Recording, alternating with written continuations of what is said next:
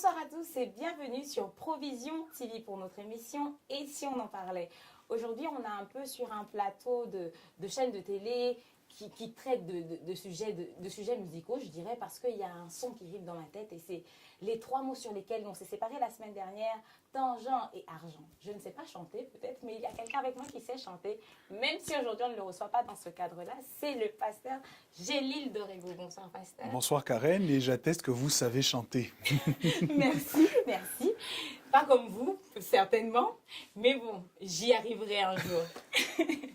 Alors, c'est une joie de vous recevoir aujourd'hui. C'est une joie pour moi d'être là et de permettre au plus grand nombre d'entendre les choses que Dieu a à nous dire au sujet du destin. C'est tellement important. Il y a tellement de tristesses qui sont liées au fait qu'on n'accomplisse pas forcément le destin. Et vraiment, je suis honoré de pouvoir aider à changer ça. C'est une joie pour moi de vous recevoir, mais c'est également pour tous ceux qui nous regardent et qui sont impatients que vous nous parliez de ce sur quoi nous avons terminé la semaine dernière. On parlait de l'intelligence des gens. Est-ce qu'on peut continuer sur cette dynamique-là? On parle aujourd'hui beaucoup de quotient intellectuel.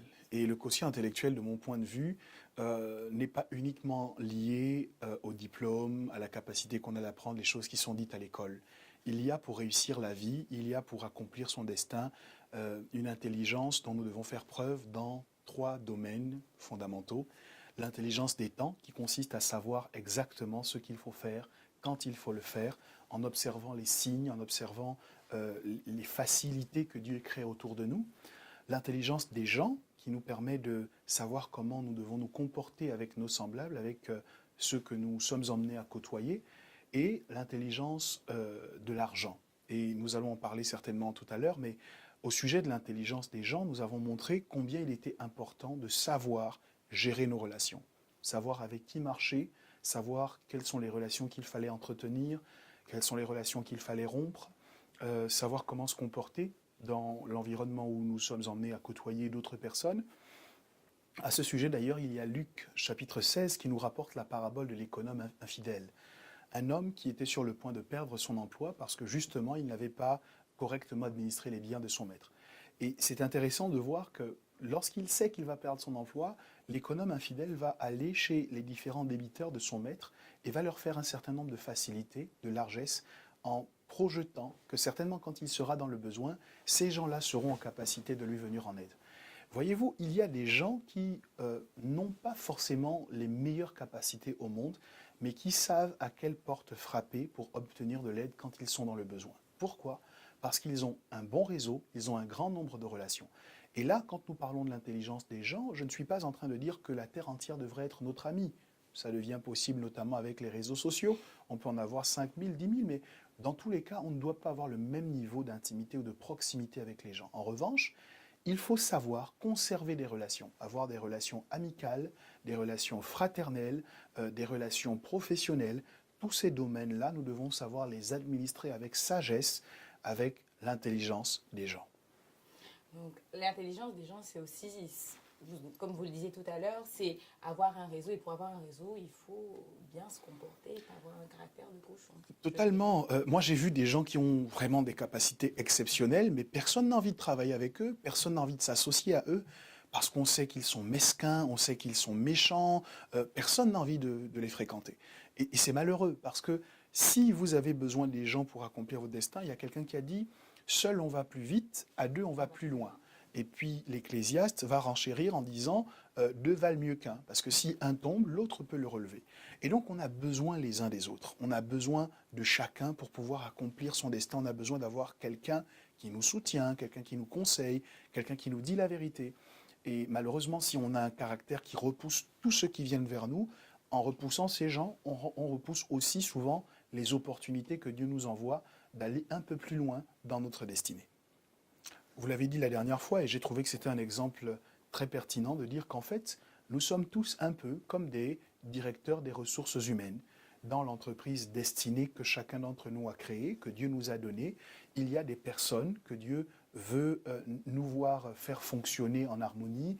Dieu veut nous emmener à savoir comment parler, comment agir, comment valoriser les apports des uns et des autres dans notre vie. Et c'est cela. Donc tout le monde doit être des RH d'une certaine façon. D'accord. Et le troisième point dont vous nous aviez parlé dans le numéro précédent, c'était l'intelligence de l'argent. Oui, Ça va mal passer oui. peut-être à la caméra parce que les gens se disent un pasteur qui parle d'argent, mais là, il s'agit de destinée. Donc, on a envie de savoir, c'est quoi l'intelligence de l'argent? De façon très claire, pour commencer à dépassionner le débat, vous ne pourrez pas, quelle que soit votre bonne volonté, vous ne pourrez pas accomplir votre destinée si vous n'avez pas les moyens financiers qui vont avec. Vous êtes envoyé en mission. Vous n'êtes pas venu sur la Terre pour vous balader. Vous n'êtes pas tombé ici par accident. Du genre, deux comètes se sont choquées dans l'espace et puis vous avez atterri comme ça sur la Terre. Pas du tout. Vous avez été pensé par Dieu, vous avez été designé par Dieu et vous avez été envoyé en mission.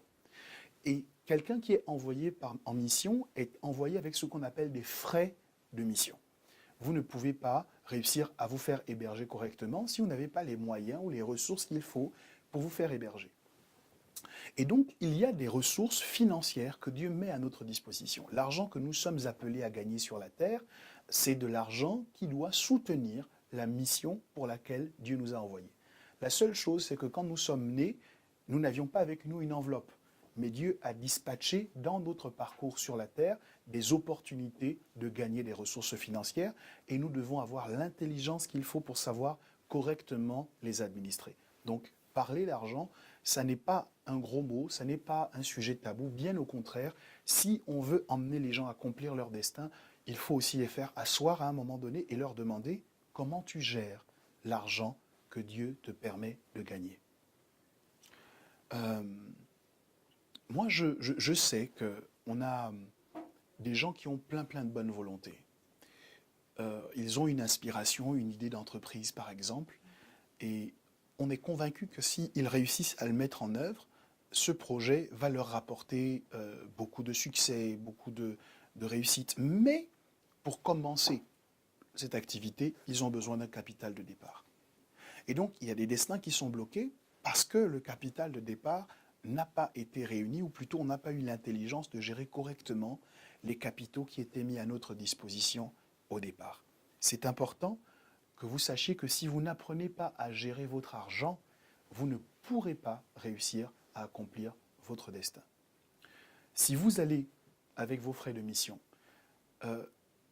vous allez faire les magasins par exemple.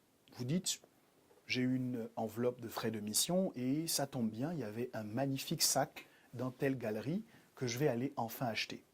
Et vous allez, vous dépensez tous vos frais de mission. Quand vous arrivez maintenant sur le lieu où vous devriez travailler, vous n'avez plus d'argent pour payer l'hôtel, vous n'avez plus d'argent pour payer le restaurant. Vous allez devoir dormir dans la voiture, vous réveiller le lendemain pour aller aux réunions avec une haleine qui empeste le cochon d'Inde ou je ne sais pas trop quoi. Mais tout cela, c'est lié au fait que vous n'avez pas su gérer l'argent qui vous était donné par Dieu. Il faut faire attention à ça. La gestion de l'argent est essentielle. Et quand on gère mal ses ressources, on se met soi-même un obstacle devant nous qui nous empêche d'accomplir notre destinée. Mais je ne veux pas uniquement parler de l'argent, parce que l'argent, ce n'est qu'une image. Je dis souvent, l'argent, c'est un moyen. C'est un bon serviteur, c'est un mauvais maître. C'est un moyen, l'argent, d'acquérir un certain nombre de choses qui vont nous être utiles dans notre mission. Mais beaucoup plus largement, quand je parle de l'intelligence de l'argent, je parle plutôt de l'intelligence de toutes les ressources que Dieu a mises à notre disposition pour que nous puissions accomplir notre destin. On a parlé du temps, le temps est une ressource. On a parlé des gens, les gens sont une ressource. On parle de ressources humaines, mais il y a également des opportunités. Il y a, des sollicitations qui vont intervenir. Comment est-ce que nous réussissons à gérer toutes ces ressources? Votre corps, par exemple, est une ressource que Dieu vous a donnée. On dit, qui veut aller loin, ménage sa monture. Si vous ne savez pas prendre le temps de vous reposer, ou que vous vous alimentez n'importe comment, vous ne faites pas attention à ce que vous mangez, vous passez votre temps, au lieu de faire du sport, devant votre canapé avec votre pot de glace, vous êtes en train de mal utiliser une ressource pourtant précieuse que Dieu vous a donnée et dont vous aurez besoin pour accomplir votre destin. Oui, si vous m'écoutez, sortez de votre canapé juste à la fin de cette émission et foncez dans la salle de sport la plus proche. Ne laissez pas les kilos en trop s'agglutiner les uns avec les autres et finalement vous rendre impropre au travail que vous devez accomplir ensuite pour que votre destin soit enfin matérialisé. Je parle du corps, je parle de nos ressources, nos facultés intellectuelles, notre capacité d'apprendre. Vous ne devriez jamais arrêter de lire des livres, vous ne devriez jamais arrêter de vous renseigner sur l'actualité, sur ce qui se passe à tel ou à tel autre endroit. Parfois, on est simplement à une information d'une opportunité qui va s'avérer extrêmement rentable. Et donc, toutes ces choses-là sont des ressources que nous devons apprendre à gérer si nous voulons vraiment accomplir notre destinée. J'ai envie de noter tout ce que vous dites parce que c'est tellement passionnant. D'ailleurs, j'encourage tous les téléspectateurs à revoir toutes les émissions qui ont été faites précédemment parce que c'est des choses à savoir et c'est très édifiant. Si je pouvais, j'aurais eu mon stylo là parce qu'avec mon tablette, c'est pas facile de noter toujours. Fort heureusement, c'est enregistré. Exactement. Alors, j'ai envie de vous demander si la destinée, c'est le rêve de Dieu pour nous. Alors, le grand rêve de Dieu, ne serait-il pas que tous les hommes le servent sur la terre? Oui, bien entendu, le rêve de Dieu, c'est que tout le monde puisse le servir. Mais dans une relation un peu différente de celle d'un serviteur à un maître. Dieu a en nous des fils et des filles, et notre réponse à son amour doit être de faire ce que nous avons de meilleur, ce que nous pouvons faire de meilleur, pour lui faire plaisir, pour que sa volonté s'accomplisse. Et donc oui, ça fait partie du rêve de Dieu pour nous. En revanche, nous ne le servons pas tous de la même manière, et dans les mêmes environnements, dans les mêmes endroits, dans les mêmes domaines. D'ailleurs, ça fait partie du destin de découvrir le domaine dans lequel nous devons le servir. Et parce qu'il veut que nous soyons efficaces, justement, il va financer notre travail. On parle de l'histoire de la cigale et de la fourmi. L'une qui mettait de l'argent de côté, ou du moins qui faisait des provisions en attendant les temps difficiles, et qui finalement a pu les passer beaucoup plus allègrement que l'autre. Lorsqu'on sait qu'on a un destin, on fait des budgets au sujet avec l'argent qu'on a. Lorsqu'on reçoit de l'argent, on sait qu'on a un loyer à payer, on sait qu'on a des charges à payer. Quelqu'un a dit qui paye ses dettes s'enrichit. C'est absolument scandaleux de voir des gens aujourd'hui qui vont dépenser le peu qu'ils ont pour ce qui est subsidiaire, secondaire, et qui ensuite vont mendier pour avoir ce qui est nécessaire. Il doit y avoir une réelle intelligence des temps qui nous permettent d'administrer correctement les ressources que Dieu nous donne, et donc d'être plus efficaces dans le travail, dans le service auquel Dieu nous appelle. Il veut que nous le servions, c'est certain, mais il veut surtout que nous le servions avec excellence, que nous le servions bien, que nous ne le servions pas en disant « si seulement j'avais choisi un autre Dieu, si seulement je servais un autre Dieu, peut-être que ma vie serait meilleure ». Non, il veut que nous le servions, mais que nous le servions avec joie. Et l'une des conditions pour le servir avec cette joie-là, bien entendu, c'est de savoir administrer correctement toutes les choses qu'il nous a données. Vous disiez quelque chose tout à l'heure qui était Dieu veut qu'on le serve tous, mais chacun d'une manière différente, chacun dans son couloir peut-être. Alors, quels sont les couloirs sur lesquels on peut servir Dieu, sur lesquels Dieu nous lance afin que nous le servions? Il y a 3 couloirs que j'ai identifiés lorsqu'on est croyant, dans lesquels on peut s'élancer pour faire la volonté de Dieu. Le premier, c'est le couloir du sacrificateur, le deuxième, c'est celui du roi, et le troisième rassemble les 2 fonctions, c'est le couloir du roi sacrificateur.